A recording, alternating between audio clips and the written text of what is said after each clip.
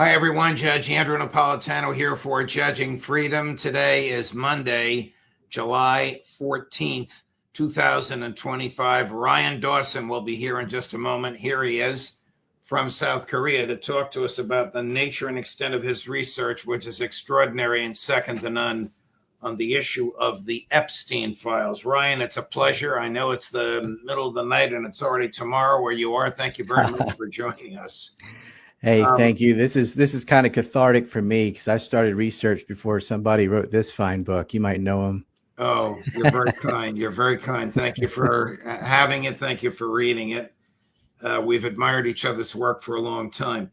Give us the big picture here before we get into the latest raging dispute over here in the States about the Justice Department's absurd contention that the client list doesn't exist. Give us the big picture. Who was Epstein? How did he make his money? And what went on that island? Well, it's islands, plural, actually. So a lot of Okay. people, they know about Little St. Jeffreys. He also bought Greater St. Jeffreys. And so that is, every time I hear the island, people need to understand that the activity that went on those islands also happened in Florida and New York and New Mexico and Ohio and in Paris. He had properties all over the place. And the pedophilia and other acts and trafficking happened in all those locations. And that started long before he had his islands. And it also happened on St. Thomas. He had an office in St. Thomas and he had half the government there working for him. Wow. What was his source of wealth? How is it that he had a home in Paris and New York City, and that he literally owned these islands? In the beginning, it was mostly Les Wexner. I can give you a background on him too. Les Wexner.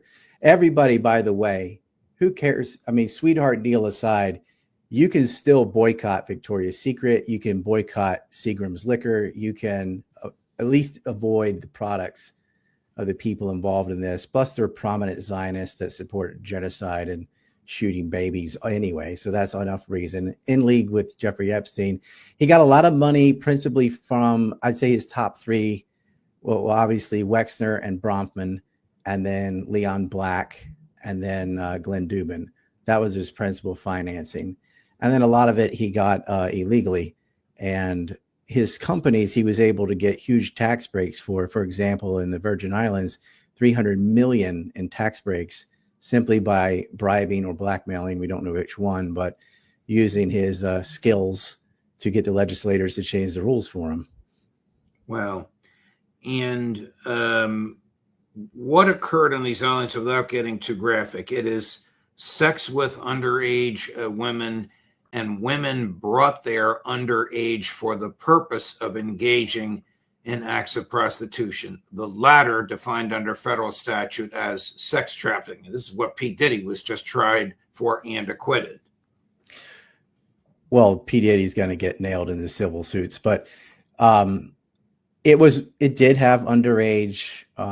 We can call it prostitution. I would just call it rape because you can't consent if you're underage. But there was also prostitution. There were plenty of girls who were barely of age. It was a mixture. When you're targeting people, not everybody's into kids, so you got to use whatever bait they had. But he had a lot of girls, over 250. I would pose a question to you. How much money do you think was paid out in lawsuits related to Jeffrey Epstein? Well, I saw a number because you told us about it, involving J.P. Morgan Chase, that I believe approached 300 million. Now, I was stunned when I saw that. Do I have that number right?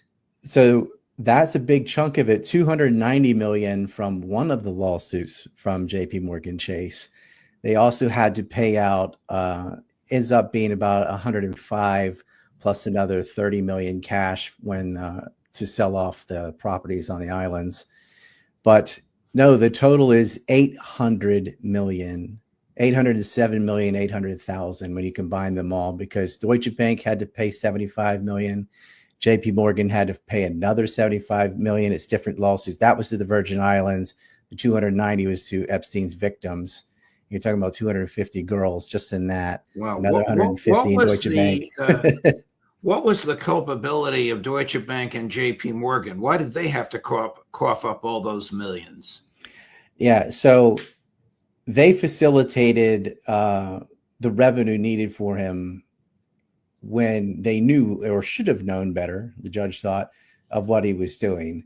They were paying hush money. He was taking out, if you get 900, if you get like $9,999 out enough times, that's a red flag, even if it doesn't go over the $10,000 threshold, sort of how they nailed Dennis Hassert. But it was more than that. I mean, JP Morgan was involved with white collar crimes with Jeffrey Epstein anyway. It's why Jeffrey Epstein got released from Bear Stearns, was breaking regulations. He set up something called liquid funding and another Bear Stearns Ireland to try to get around regulations. And all they were doing is they were dumping assets onto a subsidiary and then getting the rating agencies to come look at without their toxic assets temporarily at the end of the month and then buy them back again. It's not a very clever Ponzi scheme. But there's no question but that these banks, two of the largest banks in the world, JP Morgan Chase might be the biggest bank in the United States, were aware of what was going on. Absolutely. And JP Morgan was involved in that Bear Stearns scandal too. They put up 1.2 billion in that. They absolutely knew. One of their executives, Jess Staley, was deeply involved, and we know because we have internal emails between him and Jeffrey talking about Disney princesses and things like that. He absolutely knew what Jeff was doing because he was part of it, and he's being sued by JP Morgan too.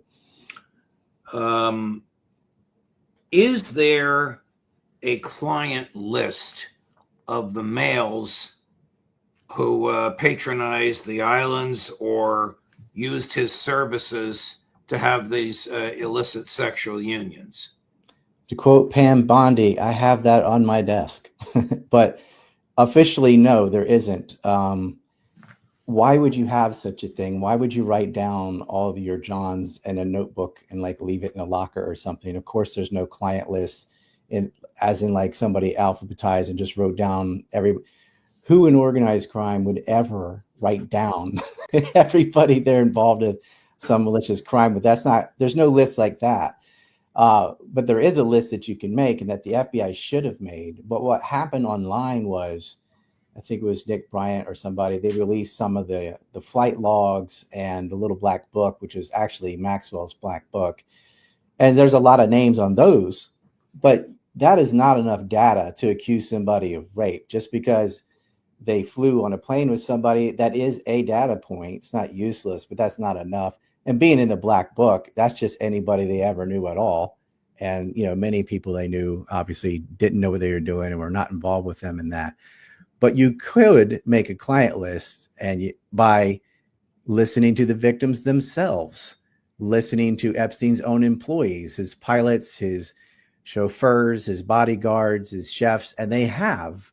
And this is in part of the record, it's part of the court record where these people have stated what they saw, and the women, or at the time girls, who were victims have said who they were trafficked to. And it's corroborated. And you also have, in the financial crimes, his former partner at Tower Financial, Stephen Hoffenberg, when he was let out of jail, started blowing the whistle left and right, said he was Mossad, da-da-da-da. So that's how you get the list, is by listening to the women. They're still alive, a lot of them, and they'll tell you what happened to them and who they were trafficked to. And it wasn't just Jeffrey and Maxwell and Prince Andrew. But I find it hilarious them to say there aren't any clients. They're like, well, no, you have to admit that Prince Andrew and Glenn Maxwell are, because Glenn Maxwell's in jail and Prince Andrew had to pay out $16 million, and he's photographed with Virginia Roberts in Maxwell's house in the UK. Like, why? The thing is, like, why do these people even know all these teenage girls at all? Like, what else were you doing? Right. Did Judge Loretta Preska, who had, I guess, one of the large civil cases, didn't she, a federal district court judge in Brooklyn, New York, order the publication of these lists of which you're speaking? Yeah, but they're putting the cart before the horse or the horse before the cart. They don't know. They're just assuming there was a list. There never was a list. They had some flight logs and a black book. That's not a list.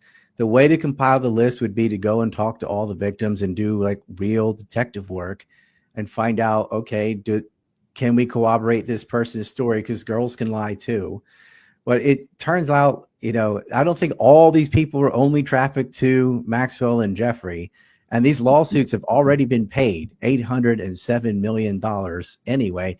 And so they know all these Jane Does, they will tell you, and some of them have. I don't know if you want to get into names, whatever, but these have already been said, like Virginia Roberts, rest in peace. But she told us who she was trafficked to. Right. And her story does pan out. She knew. You can ask them things like, okay, what did the bathroom look like? What was the decor? Like if they've been in that person's house or they've been in a hotel together, and it pans out. And I'm going to play a montage for you. You have probably seen all of these clips, but I would like you to comment on them. This is a little bit more than a minute or so. Chris, cut number 9. How is it that my father can be convicted of 34 crimes, but no one on Epstein's list has even been brought to light? I'm trying to figure out how that's possible, right, folks? It's almost like they're trying to protect those pedophiles for some reason. I can't imagine why, right? Why is the FBI protecting the greatest pederast, the largest scale pederast in human history? Simple, because of who's on that list. Everybody in politics has a vice that's much worse than alcoholism is the way that I put it. But we release the list. Seriously, we need to release the Epstein list. That is an important thing. The DOJ may be releasing the list of Jeffrey Epstein's clients. Will that really happen? It's sitting on my desk right now to review. That's been a directive by President Trump. In this case, in Epstein's case, it is incredibly disturbing. We have flight logs, we have information, names that will come out. I'm not ever going to let this story go because of what I heard from a source about Bill Clinton on a plane with Jeffrey Epstein. I'm not letting it go ever. Ever. Are you still talking about Jeffrey Epstein? This guy's been talked about for years. You're asking, we have Texas, we have this, we have all of the things. And are people still talking about this guy, this creep? That is unbelievable. Let's go to the Attorney General. Did she fail to prosecute Epstein and others for crimes committed under her jurisdiction when she was the Attorney General of the state of Florida? She did. Well, it's hard to know how much her arm was twisted. Everybody except for Donald Jr., I guess, in those clips, when they were asked, what's important to you? What did they say? Their relationship with Israel. That's all they care about. They probably looked at the list, found out it went back to Israel, and that was it. The list was gone. And the list was gone the day Netanyahu came to visit again. He said, get rid of it. What is the connection to Israel? Was Epstein a Mossad asset? 1,000% he was. First off, Epstein did not create this compromise ring. He walked into a pre-existing nexus. They've been doing this. And if anybody's like, oh, our greatest ally, would Israel really run an operation that included child rape? Israel shoots children. Israel shoots people in line begging for food. And Israel is the go-to haven for pedophile refugees. They all know if you get caught, you can flee to Israel and get away with it. Back in 2000, the vice counsel for Israel was in Brazil. His name's Ari Shur. And he got caught in a pedophile ring with little kids, like 8, 9 years old, with this guy named George Steinberg, who was a Hebrew language teacher. He already's in jail, so we can say all this. Well, what happened was a 17-year-old saw herself nude that George had posted on the internet. And how many pictures do you have to put out there before one of the girls sees themselves? And that's what brought him down, and they raided his property, and they found just trunkets of photos and CDs and all. This is CDs. That's how long ago that was. But back to Epstein, Ryan. What was he entrapping people for? Israel's political purposes? Was he a paid Mossad agent? Was he passing small talk that he had with whomever? You mentioned Bill Clinton, Bill Richardson, who's now dead. Was he passing that information on to his Israeli superiors? Israel has everything he had. It wasn't just, they were supposed to be spying on U.S. science and tech and stealing trade secrets, and they did. The compromat was part of that operation, but Epstein was a money launderer. But it wasn't like he was good at making genius scams. He would just use blackmail on tax collectors and legislators and get the rules changed. That was his magic power, which we know because he did it for himself. What was Attorney General Bondi referring to when she told Fox News the list was on her desk? I don't think she had looked at it. I think the intel, they all assumed there was a list because online, like in the Twitter sphere, everyone talks about the list.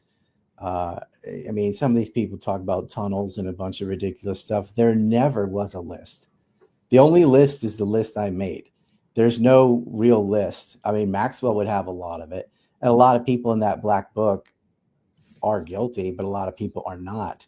You can only make the list by going to the victims. So she said it's there for review. So apparently they hadn't reviewed it.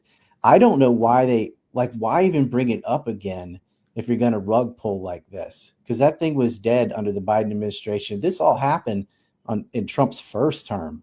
And his son made a mistake when he said nobody's been arrested.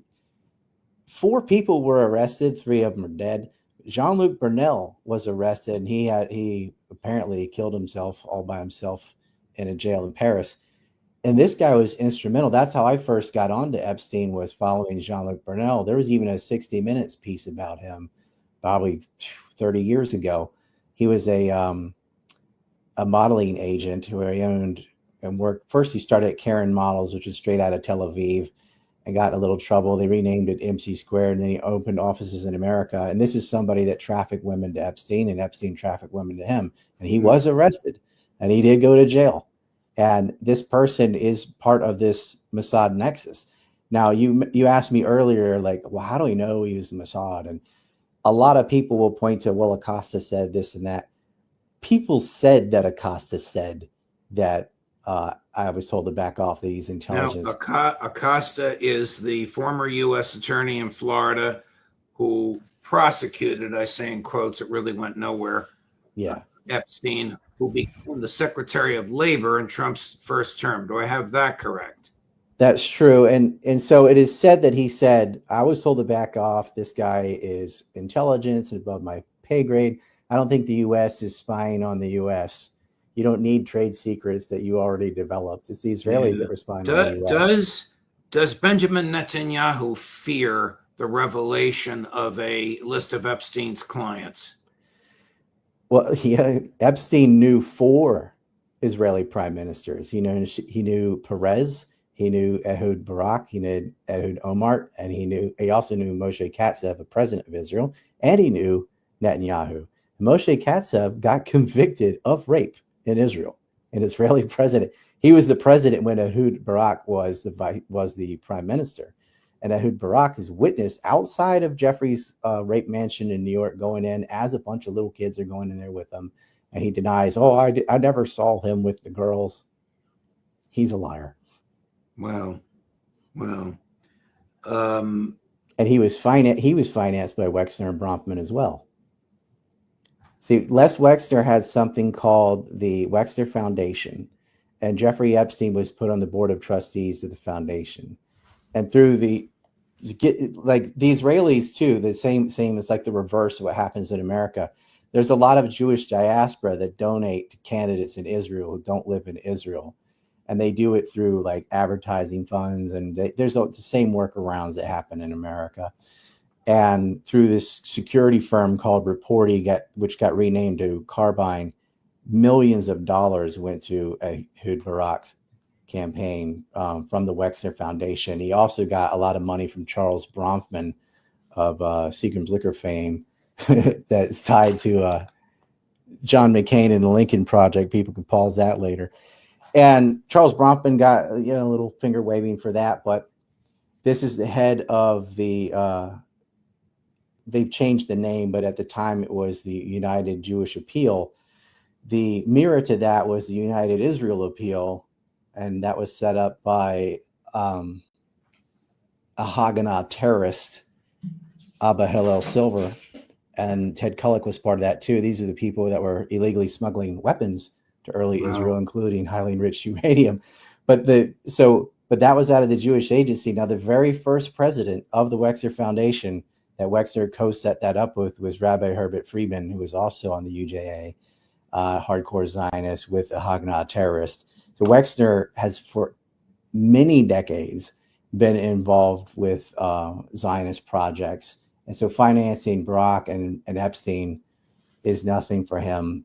He is part of a group that he co-created called the Mega Group, full of these donors, which is really just the second generation from the Sonborn Institute that was set up by Rudolf Sonborn and David Ben-Gurion. When you went through these files, how did you get the files, by the way? Is this public information? I'd say 90% of it is. I got some things straight from victims, but I guess people, I don't know. You can look at the court cases. You can look at, J.P. Morgan versus Jane Doe and just read them. Right. You can look at, Virginia Giuffre's testimony, Maria Farmer, who's watching right now, by the way. Shout out to Maria and every other victim. We're trying to get some closure here. They will tell you, and they also told in the cases what had happened to them. It's just people are waiting for someone on TV to summarize it for them, and I promise you that's never, ever going to happen. Have a list right here. There's over a dozen billionaires with a B on that list, and I know that I don't have the whole list. This is just what I can prove. Are there any people on that list who are current public officials in the United States? Yes, but they mostly did not blackmail politicians. They blackmailed the donor class, because if you have the donor class, you have everybody under them. So you don't really need a low-level congressman or senator when you have, can I say the names? I don't know. When you have the richest people in the world, you control everything. So, they already run most of Congress through AIPAC. So they don't really need that. But by having the donor class, you get to really peel into science and technology. You can have them donate on your behalf, like he had Bill Gates donating through Joedo to MIT, because a lot of research grants go through universities that work with private companies, like the Microwire case, for example. And I talked to their lawyer, John Anasio, about that. They get all the R&D and all the trade secrets go straight to Israel, because if you can, plop in a big donation to the university, they're more than willing to leak that information to you. Wow. And that's the kind of things that was happening. Ryan, your research and analytical skills are extraordinary, as is your personal courage. Thank you for discussing this with us. We may want to. Can I add something? I really, really want people to know this. There are two ongoing lawsuits right now. One's being appealed and one is going. Stacy Plaskett is not off the hook. And in that lawsuit, it states, it's talking about human trafficking and co-conspirators and stuff. And so we cannot allow this to get dismissed. She didn't get roped in with the sweetheart deal because she made the mistake of going to New York and soliciting funds, which made it part of the Southern District of New York's jurisdiction in there. And this was brought about by Denise George, the Attorney General of the Virgin Islands, who was fired by the governor for doing that. And I'd have to come back on and explain, like the Virgin Islands, like half of them were on Epstein's payroll, but that is an ongoing lawsuit that could unravel everything, because Trump has hung him up. They said there's not one client. There are so many, and people are thinking Maxwell's going to come and tell the truth. I wouldn't hold my breath on her saying anything but lies, but this lawsuit could do the whole thing in. And the day Denise George did that lawsuit, like the following day, actually, is when they went after a couple influencers called the Tate brothers, and anything you Googled about human trafficking went to that instead of to Epstein. We'll come back to you again, Ryan. Thank you very much. Much appreciated. Thank you so much. Of course. Wow. Coming up tomorrow, Tuesday at 8 in the morning, Ambassador Charles Freeman. At 10 in the morning, Professor Gilbert Doctorow. At 11 in the morning, Aaron Mate. At 1 in the afternoon, Professor Glenn Deason. At 3 in the afternoon, Professor John Mearsheimer. At 4 in the afternoon, Max Blumenthal. Judge Napolitano for Judging Freedom.